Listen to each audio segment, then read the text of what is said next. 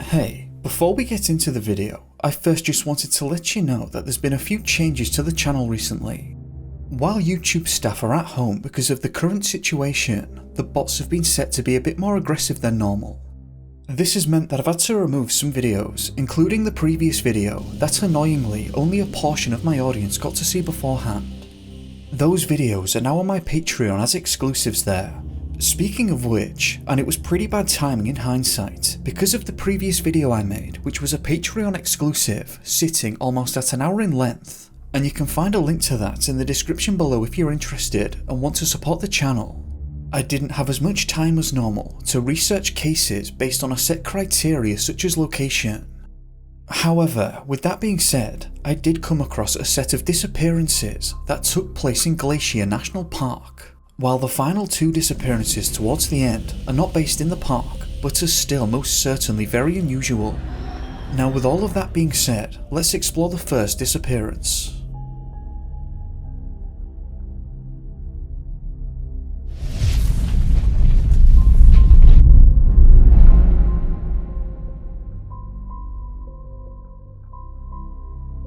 "27-year-old Yi Jianhua disappeared on the 11th of August 2008 in the Glacier National Park located in Montana. I want to make it clear that the Daily Interlake newspaper and the reporter Jim Mann took a great interest in this disappearance, and I shall be referring and mostly paraphrasing them a fair bit here, as they were reporting very close to the date of occurrence. I'll leave the links in the description below if you want to refer to the original articles. Now, Yi was originally from Malaysia but ended up making Kentucky his home. Yi was a very fit man and loved his fitness alongside nature. Yi would often go hiking, and this time he planned to hike to Kinsler Lake from Logan Pass. This hike was very carefully planned actually, because his wife was set to go along with him but couldn't in the end because of a family emergency. This was quite fortunate in some ways, because now the park rangers, authorities and the search and rescue teams knew precisely where to look. The authorities also managed to find reviews online that Yi had left in regards to his hiking gear. Alongside the reviews, it was said that he left a considerable amount of biographical information confirming his planned trip and route. The search teams were also confident of the route in question because individuals in the campgrounds had talked with Yi extensively about the park and their plans there. Yi had told his wife that he would be at the end destination at a specific date, presumably the 19th of August, because that is when he was reported missing. I can only imagine that the pair had agreed to be in contact or to have picked Yi up on that date, but when he didn't arrive he was reported missing to the authorities. The search for Yi was extensive, and helicopters were in the air with thermal imaging equipment, while experienced search dog teams were on the ground, alongside the many professional and volunteer search and rescuers. Unfortunately though, the search provided no clues as to Yi's whereabouts, despite the detailed hiking plans, his abilities and general confidence of the area where he should have been. The helicopters never made any positive sightings, and the search dogs never picked up Yi's scent. The route in question was around 90 miles in length and extended through rugged country, as said, starting at the Sperry Glacier trailhead and ending at Kinsler Lake. Very quickly, they had 25 individuals along with search dogs and 2 helicopters scouring the trail for him. The incident commander, Patrick Sudduth, said that he was hopeful that they would be able to locate Yi, but he knew that the odds of finding him in good condition reduced each day. A week into the search, and there were still no new developments at all. The dogs had never found a scent, and the helicopters hadn't made any sightings either. There was some amount of confusion present about why they weren't able to locate him. Yi's wife was confident that he would not have left the trail, but because the trail had been thoroughly scoured already, the authorities cited the lack of any tracks and concluded that he must have gone off trail at some point, though the reasoning why is not clear. The search teams organised an intensive 2-day mission with the purpose of scouring the Sperry Glacier, and they were hopeful that they would find his tracks. Unfortunately though, they said that the only tracks that they came across were wolverine and grizzly bear tracks. At this point, they had a professional mountain rescue team join the search who were flown by helicopter to be lowered into various crevices. But after a thorough search, they still had no success in locating Yi. The team also added that no human tracks were seen in the area or near the crevices. During Yi's hike, the weather did take a turn for the worse and a snowstorm had hit the area. One of the search leaders, Jordan White, said it's difficult to gauge tracks based on the melt process and the new snow. But he said that he was confident of the team's thoroughness and that there were no human tracks in the area. It was the 26th of August when the Daily Interlake reported on this incident, and the 31st of August is when they followed up. Patrick Sudduth said that the search had been incredibly frustrating and exhaustive. He said that by this time, over 2,500 man-hours had been put into finding Yi, but they couldn't locate a single trace of him, despite having such detailed knowledge about his plans. Even their deviations from the trailhead and their attempts at searching the very hazardous area were turning up nothing. Patrick said, "You go to sleep thinking about this, and then when you wake up, you're still thinking about it." It's fair to say that this incident was consuming and confusing Patrick somewhat because he knew how thorough the teams had been in the high probability search areas, but still they weren't finding anything to help. Yi's car was actually located in Logan's Pass, which would mark the end of the first leg of the trip, as he was supposed to resupply there. However, it was obvious that he hadn't made it to the car. New areas were constantly being added to the search effort, but each search would lead to finding nothing.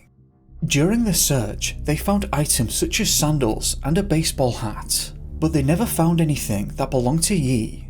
Because absolutely nothing was turning up, the search teams began to speculate that Yi may have tried to downclimb from a cliff, even though they had no idea why he might have done this.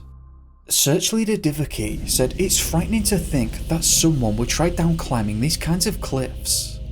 It seems that all concerned were desperate for answers and were having a hard time explaining why no clues had presented themselves. It also appears that there were those who placed a large amount of faith in the search dog teams who ultimately came up with nothing. The Daily Interlake checked in again on the 4th of September, only adding that the search had been massive and had encompassed waterfalls, cliffs, trails, and an enormous area off-trail. On the 19th of September, they checked in again, and while there were no new developments, they stated that Yi was an experienced hiker, but no sign of him has been found in either of the places he was supposed to visit or the surrounding areas. That was followed by good hiking safety advice. After that, the trail then goes cold on this case, at least until 3 years later.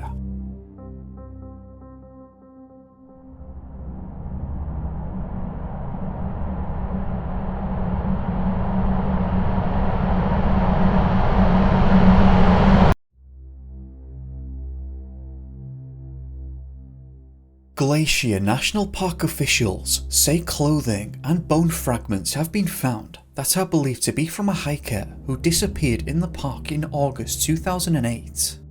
On the 3rd of July, a hiker found a portion of 2 items of clothing matching the description of those worn by Yi Zhenhua, who was the focus of a prolonged and elaborate search. The clothing was found below steep cliffs in the Floral Park area that was part of Hua's planned route. Park rangers and members of the Flathead County Search and Rescue Team went to the site a couple of times for further investigation. There, they located several items that closely matched Hua's equipment list. That was reported by the Daily Interlake on the 2nd of August 2011. This is particularly interesting because on the 26th of August 2008, the Daily Interlake stated this. Sunday, the team extended its search into the Floral Park area with efforts to explore cliffs overlooking the Avalanche Lake Basin, but White said that those areas have already been repeatedly searched by other teams. Obviously at the time, the searchers never found anything, but 3 years later there his clothing was. Did they simply miss the clothing on the repeated initial searches? We can be fairly certain that this area was searched because the 2011 article continued. At the time of disappearance, search leaders expressed concern that Hua may have attempted to climb down the cliffs along that route. To explain this, the theory that the clothing may have been carried down the slope from the cliffs by water and snow avalanches was offered. I can only imagine that they felt that this was the case because they would have expected to find them in the first instance if they were there. Now, you might imagine that was the end of it, and I suppose it technically is in regards to the information specific to Yi.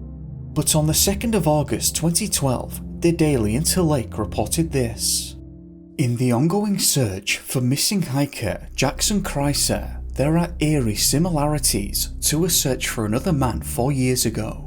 Chrysler, a 19-year-old from Michigan who was working his first summer in the park at Lake McDonald Lodge, is believed to have left Logan Pass Saturday on the Hidden Lake Trail with plans for a day hike to Avalanche Lake. He was reported missing the next day and a search was launched.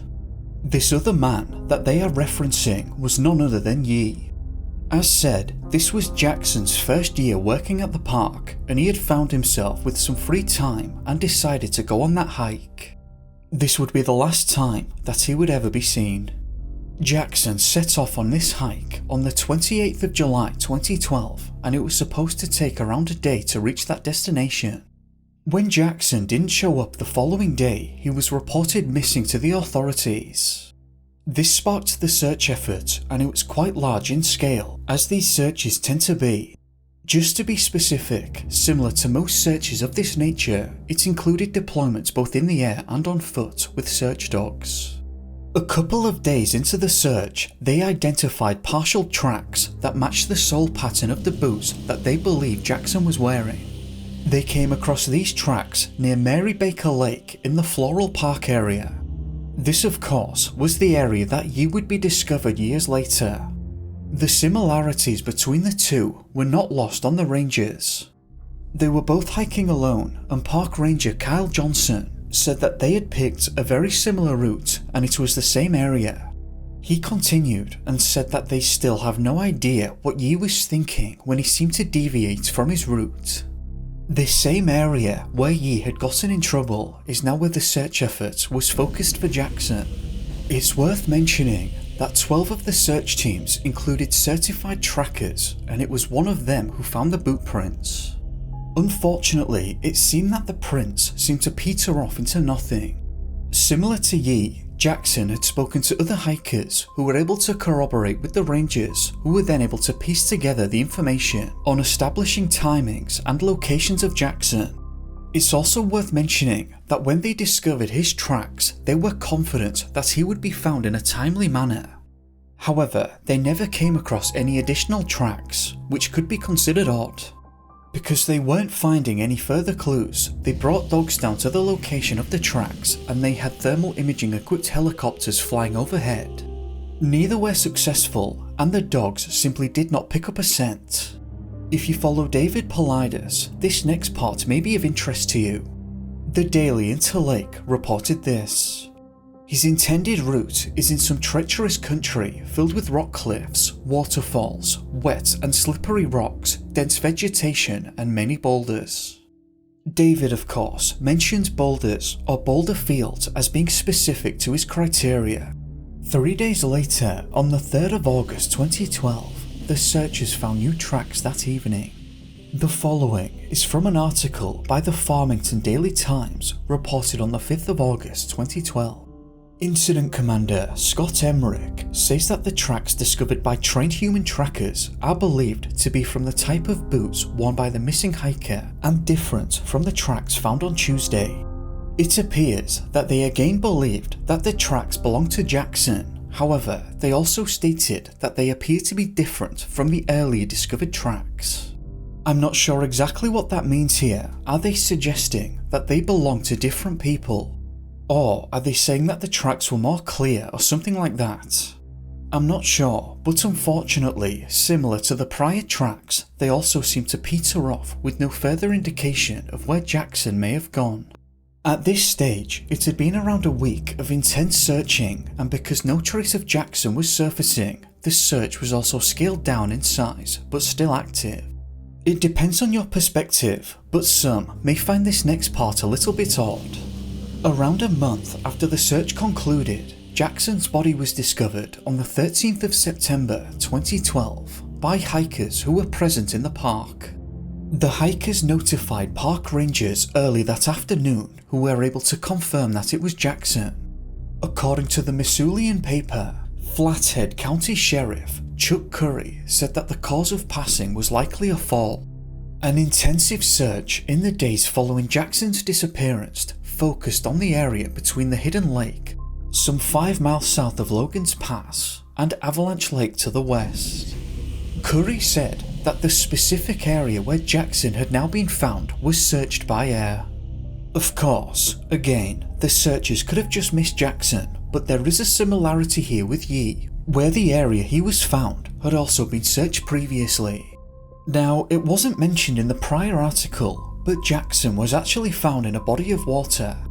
The sheriff was actually fairly certain that the cause of passing was due to a fall. However, the pathologist found that this was not the case at all. The pathologist stated that Jackson had sustained no major injuries and that the cause of passing was likely down to exposure. In this instance, that means either hypothermia or being submerged in the cold water. How Jackson entered the water is not clear, but the obvious theory is that he tripped and fell. However, the pathologist said that categorically there was no significant vertical fall. The sheriff stated that Jackson may have just hit his head, but the pathologist just didn't seem to think that was the case. Since Jackson was found in the water, that could then explain why the aerial searches had failed at the time, since he could have been submerged. It's also important to clarify that Jackson wouldn't have needed an injury to pass away under these circumstances.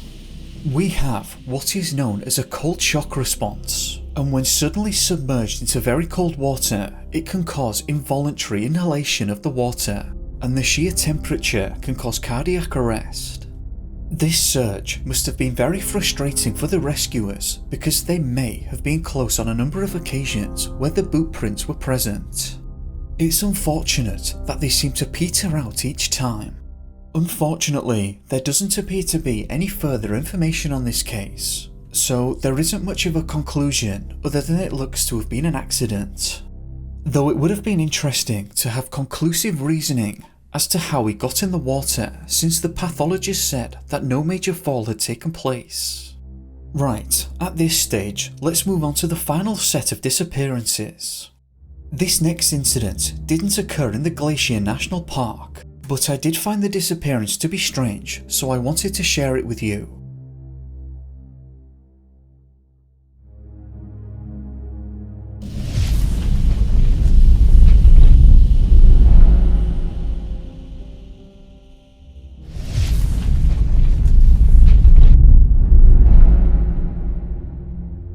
Firstly, I just wanted to say that this disappearance was bizarre and unusually difficult to research because so much of the information on this case just simply doesn't exist anymore. Most of the press reports on this case have since been deleted, so I've had to piece together what I can. I think it's important that we don't let incidents like these just disappear and be forgotten.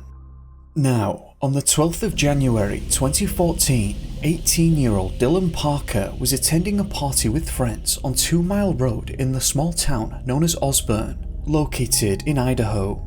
It's not clear for how long Dylan was present at the party, but after some time, Dylan had decided that he was finished and made the decision to go home.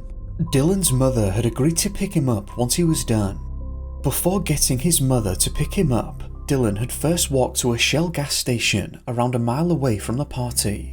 It was obviously sometime in the evening or night, but I've got to say that the press, or at least the articles that are still present, didn't do such a great job here. There's barely any information within them, and specific times are simply not mentioned.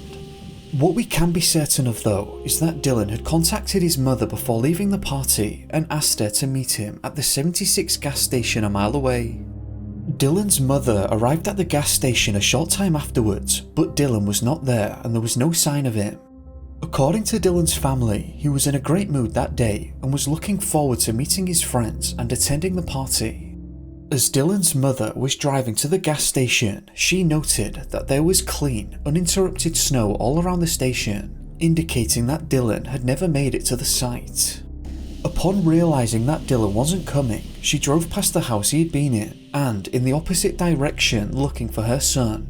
It's not clear for how long she was driving in the area, but she said that she never came across any footprints or tyre tracks other than the ones that she was creating. It's not clear when the police were notified, but I imagine it was the same night given the situation. The authorities were able to deduce that Dylan had wandered away from the gas station.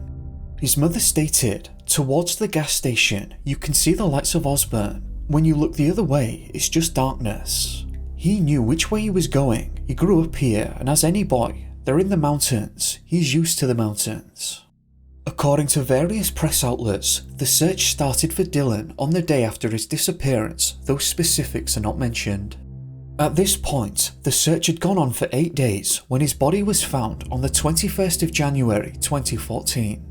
Now, we're going to have to get bizarre at this point. Dylan, for some reason, had entered the woods and had begun ascending up the mountain. It's not clear how far he made it up, but when searchers located Dylan's body, they first realised that his pants and shoes were missing, and noted that his injuries were consistent with someone stumbling through the woods. However, this is when one of the investigators made an astute observation. Not only were Dylan's socks completely clean, he had also sustained no injuries to his feet whatsoever, no scratches or anything of that nature. The cause of Dylan's passing was attributed to hypothermia, which is fairly difficult to argue against given the evidence present and the fact that he was frozen. However, that is not the whole story here, which should be overwhelmingly obvious to anyone. How in the world could Dylan have traversed the woods uphill without any boots on, and his socks have been completely clean? Not to mention that he had sustained no injuries to his feet, while the rest of his body had sustained scratches and the types of injuries you'd expect to see from someone wandering aimlessly in the woods. That needs to be explained, because I'm sorry Chief, but that is not consistent with someone walking in the woods. In fact, this piece of information clearly indicates that Dylan was not walking, and seems to be far more consistent with the idea of being carried. Here's a brief quote from Dylan's mother. "I don't deny that my son passed away due to hypothermia. What I don't understand is how did he get up there? There were no footprints that day. No tyre tracks, there was nothing. How did he get up there?" During the brief phone call with Dylan, she said that the sound of his voice was chilling, as though it was raised and panicky. Dylan told her to meet him at the gas station and then walked the opposite direction. Why? If that was completely purposeful, why would he have rang her at all? Across the channel, in many videos now, this type of odd behaviour has cropped up a number of times before a person has disappeared. I will include a disappearance that I've covered previously where this was the case towards the end of the video, but if you want to see more incidents where this has been the case, then I would invite you to watch the video I made on the Manchester Canal disappearances. The Deputy Coroner, Dave Roos, also made some odd comments in regards to Dylan. Here's what he had to say. "There were no injuries to his feet, and this boy was walking in the woods. I know it's been argued away that a lot of the scratches on his body were because he was staggering around the brush and trees, yet the bottom of his socks were completely clean and there were no injuries to his feet. Yes, he did freeze and was under the influence, I won't dispute any of that. But I don't believe that this boy wandered up all on his own, laid down and passed away. Honestly, to me at least, that seems fairly self-evident given the evidence present. The state of his socks and feet does not insinuate that he walked up there on foot. I absolutely cannot see how that is the case here. However, here's the statement from the Idaho authorities. The Parker case is closed. Our detectives looked at many different angles and foul play is not suspected. Of course, if a citizen has information that would indicate foul play and they have not talked previously to law enforcement, they can call the agencies that originated the cases. There were other incidents in the area that are attributed to this next part, but I can't share them on YouTube because of the nature. However, you can read about them on my Patreon for free, so I'll leave the link to that in the description below. Some time after Dylan's disappearance and others that had also occurred, Dave's career as a deputy coroner was abruptly ended. Dave said, "3 weeks later, I came in and I was terminated. They told me that they let me go because they were hiring a licensed person. Then they hired an MRT, which is what I was. I lost my job because I refused to be quiet." Specific to Dylan, it was obvious that Dave felt that he did not walk uphill in the woods alone, and let's be honest, the evidence does suggest that. After the official investigation ended, Dylan's mother hired a private investigator and pleaded with the FBI to get involved, though I can't find any information to suggest that they became involved. Okay, so let's summarise here. On the 12th of January, Dylan attended the party. He called his mum to pick him up from the gas station. His mum says that his voice is chilling, raised and maybe panicky. His mum arrives and Dylan is not at the gas station. His mum then begins to search the area in her car and notes that there were no footprints or tyre tracks in the snow other than her own. Police are now involved on the 13th and the search is on.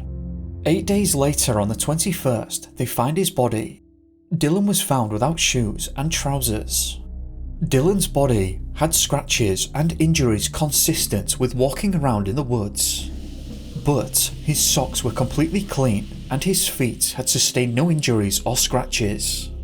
There were no footprints anywhere around the body either, but it had been 8 days, so his or others could have been hidden by snowfall. The police conclude that this was accidental and no foul play. Can anyone realistically explain how Dylan could have been wandering around in the woods in his socks, getting scratches all over the place except for his feet, whilst his socks also remained clean? That makes absolutely no sense whatsoever and seems to suggest that he could have been carried. I will note that not at any stage did anyone say anything about a struggle, so we have to assume that there was no evidence to indicate that, which honestly just makes this even stranger. When Dylan called his mum, his voice was chilling and sounded raised and perhaps panicky. Why? What caused that?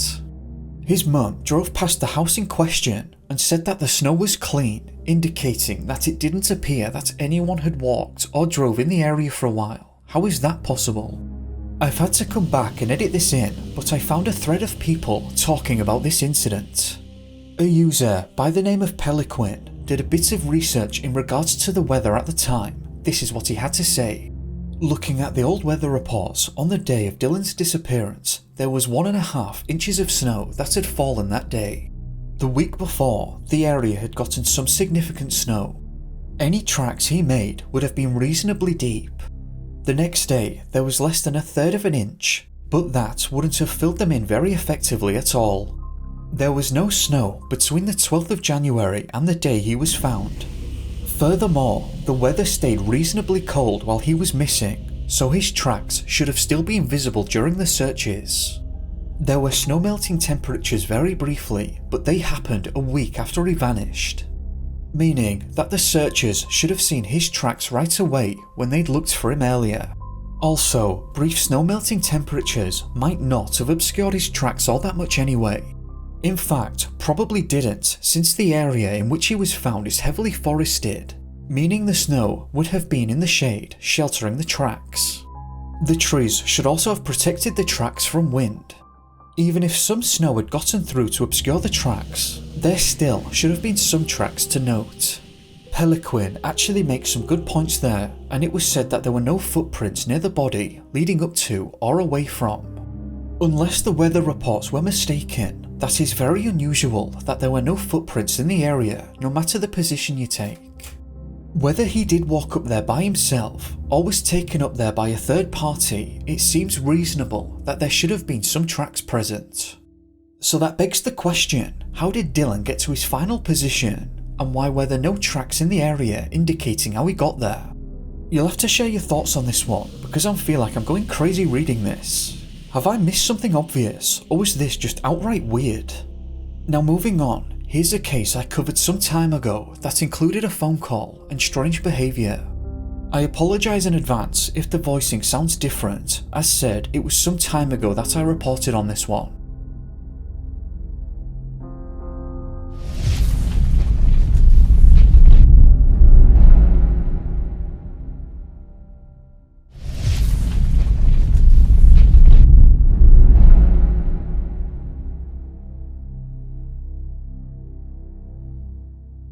David Plunkett was studying events management at Leeds University and worked voluntarily in various roles from box office to bar work to expand his experience.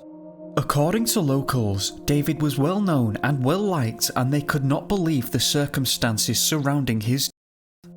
On the 17th of April 2004, David and one of his friends went out on a mystery tour night around Manchester. At some point they had gotten separated, and David was last seen leaving the Budweiser Music Festival at the Daytona racetrack in Trafford Park, Greater Manchester. At 1:20 AM on the 18th, David's parents received a phone call from his friend who said that he and David had lost one another. David's mother reassured his worried friend and began to call David on his mobile phone. The Manchester Evening News.co.uk reported, Mrs. Plunkett said, "We rang David, and when David answered, he was incoherent, there was no noise in the background, and it struck me that he was on his own. 10 minutes into the phone call, he started screaming. He was howling and yelling, it was horrendous." She handed the phone to her husband Mike and dialed the emergency services, but little could be done because they did not know where he was. They managed to keep the phone line open until 4:30 AM, but there was no further contact. Records of the phone call showed that when he answered the call from his parents, he was located somewhere between Salford Quays and the Old Trafford football ground.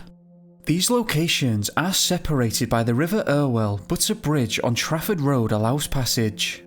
David's parents stated that their son sounded spaced out and not really with it when they last spoke to him. David's father described the scream as being an unearthly howl and that he had never heard anything like it before. What was interesting about this was that there was no background noise and nothing to suggest that David was being attacked.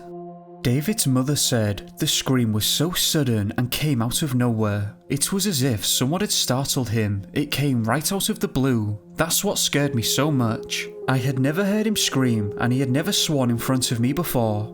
David's body was found 2 weeks later on April the 30th in the Manchester Ship Canal. ExaminerLive.co.uk reported, Home Office pathologist Dr. John Rutherford said that there was absolutely no evidence that David had been assaulted and that the most likely cause of death was drowning. David's mobile phone was later found by his uncle upstream from the body, despite an extensive search by the police. The investigation concluded that the cause of death was accidental drowning, but David's parents suspect otherwise. His father said something had terrified him. He was on the phone, but our son could not speak to us, and that's not because he was drunk. His mother added, the screaming and howling was so unearthly, we just thought that it had to be something.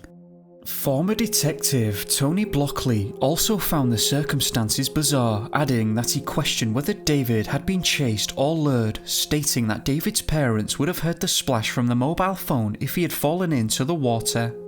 Except they didn't. As said, they didn't hear anything at all. No cars, no one else talking or shouting, no one running, just eerie silence followed by David's unearthly howl.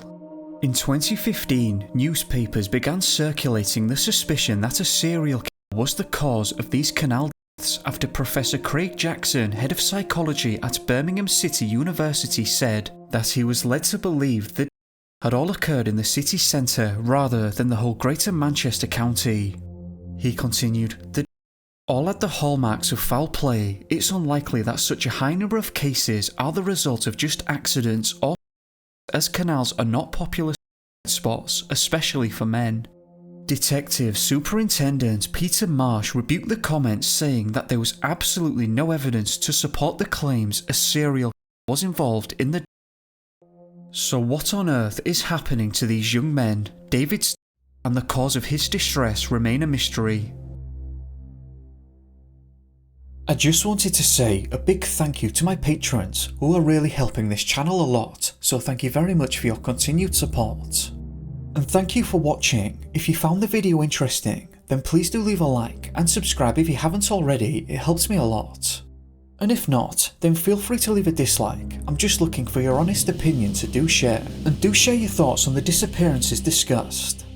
I hope that you've had a great day, or evening depending on where you are. Be safe guys, and I'll see you next time. Peace.